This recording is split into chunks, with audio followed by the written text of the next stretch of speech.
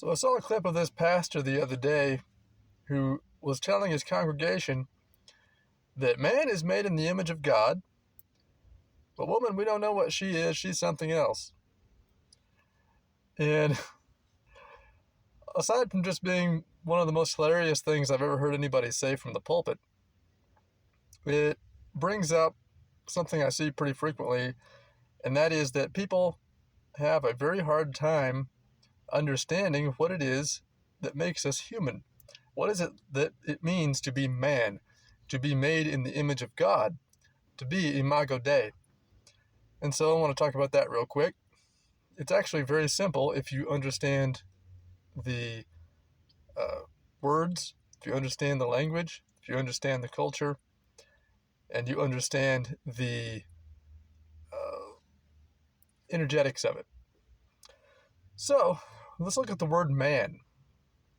Now we get the word man from Mann in German, which just means human.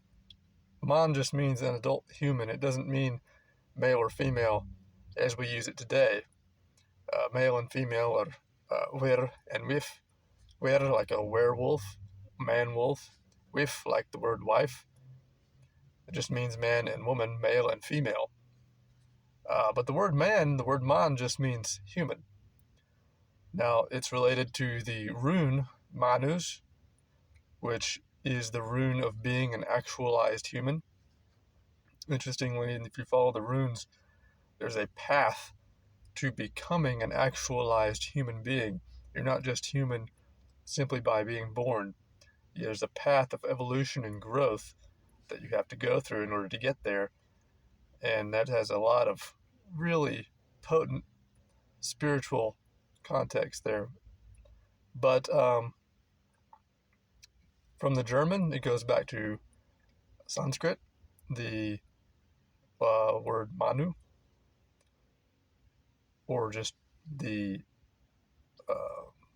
root man, like in the word mantra, which means the mind vehicle. And as we see there, the word man means mind.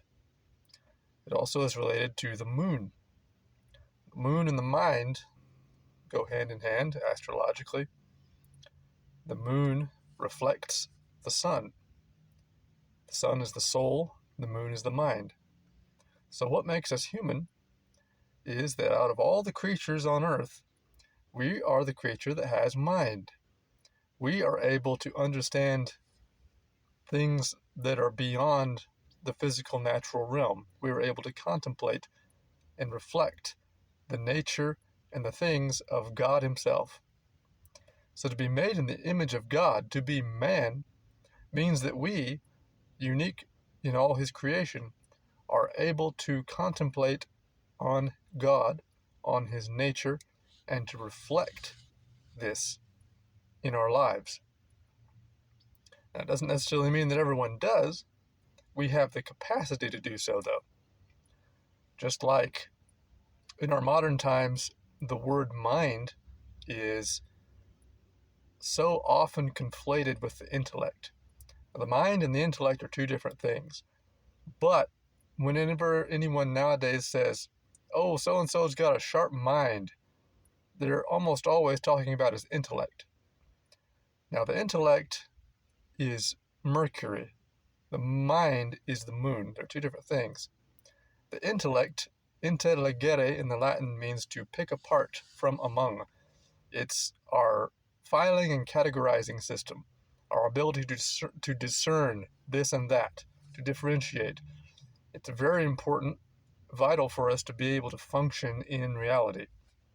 But it's not our mind. All living creatures have an intellect. Any animal that's able to distinguish this and that has an intellect. Intellect isn't what makes us human. It's often focused on, though, because most modern people don't know what it is to have a mind. The mind is untrained, while the intellect is completely focused on in academia, in modern scholarship. We have people who are totally devoted to gathering information, but yet they don't know what to do with that information because they lack the wisdom that comes with the mind. So we can think of it as being the intellect is knowledge, to know information. The mind is the wisdom, the deep understanding, the ability to take a meta perspective, to be able to understand things in a greater context. And as I said, scripturally, biblically, spiritually, it is the ability to reflect God, to reflect upon God, to understand the greater things, the supernatural things that are beyond just the mere physical, mundane world in which we live, in which the intellect has mastery. So this is what it is to be Imago Dei. To be made in the image of God means we have the ability, unique to all creatures, to have a mind which allows us to reflect upon the nature of God, His creation, and His attributes, and to reflect Him in our lives. It has nothing to do with your physical body, whether you're a male or a female. God is not a man. Scripture tells us this. God is spirit. He doesn't have a physical body. Now, Jesus, the incarnate Christ, the incarnate Son, does have a physical body, a perfected body now that He is risen. But that's a different thing altogether. God the Father does not have a physical body. Being made in the image of God does not mean your body looks like God. It means you have a mind.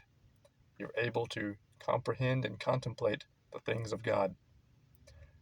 So hopefully this will be helpful for anyone else who has that problem. And you got to watch out for these things. Study your words. Know your history. Know your culture. Don't just run your mouth about nonsense, because you're going to lead a lot of people into some real confusion. All right, we'll talk to you next time.